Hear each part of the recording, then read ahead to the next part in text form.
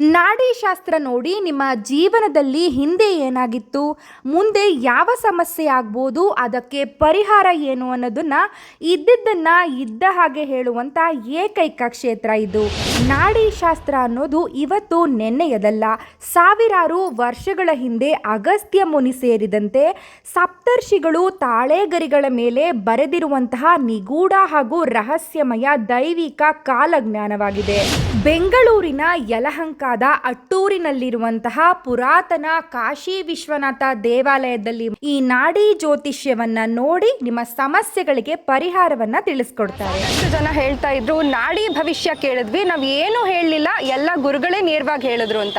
ಅದ್ರ ಬಗ್ಗೆ ಹೇಳೋದಾದ್ರೆ ಅಂದ್ರೆ ನಾಡಿ ಜ್ಯೋತಿಷ್ಯ ಅಂದ್ರೆ ಗ್ರಹಗತಿಗಳಿಗೆ ಸಂಬಂಧಪಟ್ಟಂತಹ ದೋಷಗಳಿಂದ ನಿಮ್ಗೇನಾದ್ರೂ ಇನ್ನೂ ಕೆಲಸ ಕಾರ್ಯಗಳು ಆಗ್ತಾ ಇಲ್ಲ, ಅಥವಾ ನಿಮ್ಮ ಮನೋಸಂಕಲ್ಪ ಈಡೇರಿಲ್ಲ, ಕೆಲವೊಂದು ದೋಷಗಳಿಂದ ಮಕ್ಕಳಾಗಿಲ್ಲ ಅಥವಾ ಮದುವೆ ಆಗಿಲ್ಲ, ಈ ರೀತಿಯಾದಂಥ ದೋಷಾದಿಗಳು ನಿಮ್ಗೆ ಏನಾದರೂ ಇದೆಯಾ ಅಂತ ಹೇಳಿ ನಾಡಿಯಲ್ಲಿ ತಿಳಿಯುವಂಥದ್ದಾಗತ್ತೆ. ಇದು ನಮ್ಮ ಪೂಜ್ಯರಿಂದ ಅಂದರೆ ನಮ್ಮ ಪರಂಪರೆಯಾಗಿ ವಂಶಗತವಾಗಿ ಬಂದಿರುವಂತಹ ಇದು ಒಂದು ವರಪ್ರಸಾದ ಆಗಿರೋದ್ರಿಂದ ಇದು ನಮ್ಮ ಕುಟುಂಬದವರು ಮಾತ್ರ ಹೇಳುವಂತಹ ಜ್ಯೋತಿಷ, ಇದು ನಾಡಿ ಜ್ಯೋತಿಷ. ಇಲ್ಲಿ ನಾಡಿ ಶಾಸ್ತ್ರ ಹೇಳ್ತಾರಲ್ಲ, ಕೇಳಿದ್ದೀರಾ ನೀವು? ನಾಡಿ ಶಾಸ್ತ್ರ ನಾನು ನನ್ನ ಮಗಳು ಎಲ್ಲರೂ ಕೇಳಿಸಿದ್ವಿ. ಓಕೆ, ಏನು ಹೇಳ್ತಾರೆ ನಾಡಿ ಶಾಸ್ತ್ರ? ನಾಡಿ ಶಾಸ್ತ್ರದಲ್ಲಿ ಅವರು ಒಂದೇ ಹೇಳಿದರು ವಿಷಯ, ಯಾಕೆ ಒಳಗಡೆ ಏನು ಸಮಸ್ಯೆ ಇದೆ ಅನ್ನೋದನ್ನ. ಇದು ಹೌದು ಅವ್ರು ಹೇಳಿದ್ದು ಸತ್ಯ. ನೀವೇನಾದ್ರು ಬಂದು ನಿಮ್ಗೆ ಸಮಸ್ಯೆ ಹೇಳ್ಕೊಳ್ರ? ನಾಡಿ ಸಮಸ್ಯೆಗೆ ಬಂದಿಲ್ಲ, ಅವರೇ ಹೇಳಿದ್ರು, ನಾವೇನು ಹೇಳಲಿಕ್ಕೇನಿಲ್ಲ, ಅವರೇ ಹೇಳಿದ್ರು. ಅಂತ ಒಂದು ಎಕ್ಸಿಡೆಂಟ್ ಆಗಿತ್ತು, ಕಾಲು ಆಪ್ರೇಷನ್ ಆಗಬೇಕು, ಆಗೋದೇ ಇಲ್ಲ ಅಂತಿದ್ರು ಡಾಕ್ಟ್ರು.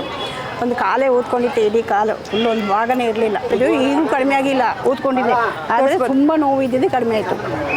ಈಗ ಇನ್ನೂ ಸ್ವಲ್ಪ ಊತ ಒಂದು ಹಾಗೆ ಇದೆ.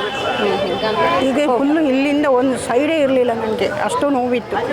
ನೋಡಿದ ತಕ್ಷಣ ಹೇಳಿದೆ ಏನೋ ಕೂತ್ಕೊಂಡಂಗೆ ಆಗ್ತಿತ್ತು, ಊಟ ಊದ್ಕೊಂಡಂಗೆ ಎಲ್ಲ ಇಳಿದು ಬಿಡ್ತು. ಏನೋ ಟೆನ್ಷನ್, ನಿದ್ದೆ ಬರ್ತಿರ್ಲಿಲ್ಲ, ನಿದ್ದೆ ಚೆನ್ನಾಗಿ ಬರ್ತಿರ್ಲಿಲ್ಲ. ಏನೋ ಒಂಥರ ಭಾರ ಎತ್ತಿ ಎಲ್ಲ ಬಿಸಾಕಿದಂಗಾಗಿದೆ, ಭಾರನೆಲ್ಲ ತೆಗೆದು ಕೆಳಗಡೆ ಬಿಸಾಕಿ. ಈಗಲೂ ಆಸ್ಪತ್ರೆಗೆ ತೋರಿಸ್ತಾ ಇದ್ದೀರಾ ನೀವು? ಆಸ್ಪತ್ರೆ ಎಲ್ಲೂ ಹೋಗಿಲ್ಲ, ಕಾಲಲ್ಲಿ ಬಂದು ಕೂತ್ಬಿಟ್ಟಿದೆ. ನಾನು ಅದನ್ನು 2ನೇ ಸತಿ ಕೇಳಿದೆ, ಎಲ್ಲ ಪ್ರದೋಷ ಪೂಜೆ ಮುಗಿಯುವಾಗ ಸಂಪೂರ್ಣ ಕಾಲಿನಿಂದ ಇಳ್ಕೊಂಡು ಹೋಗುತ್ತೆ ನೋವು ಅಂದೇಳೆ. ಈಗ ಪಾದಕ್ಕೆ ಬಂದು ಕೂತಿದೆ, ಇಲ್ಲಿಂದ ಇಲ್ಲಿ ಗಂಟೆ ಇದ್ದಿದ್ದು ಪಾದದಲ್ಲಿ ಕೂತಿದೆ.